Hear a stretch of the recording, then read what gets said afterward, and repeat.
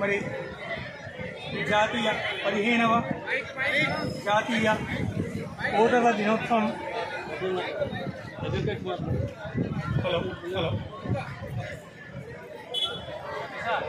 15వ జాతీయ ఓటర్ల దినోత్సవం సందర్భంగా వద్దు బుల్లెట్ కన్నా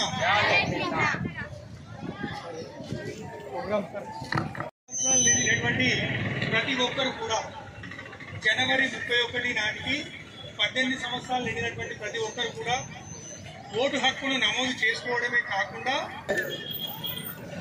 ఎవరైనా కానీ ఎందుకులే ఓటు వేయకుండా నడుస్తుంది అని అనుకుంటారు, కానీ కంపల్సరీ 18 సంవత్సరాలు నిండిన వెంటనే నమోదు చేసుకోవాలి.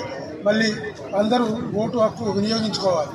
ఎందుకంటే మనము మంచి నాయకుడిని ఎన్నుకొని మనం అభివృద్ధి పథంలో నడవాలని కోరుతున్నాను.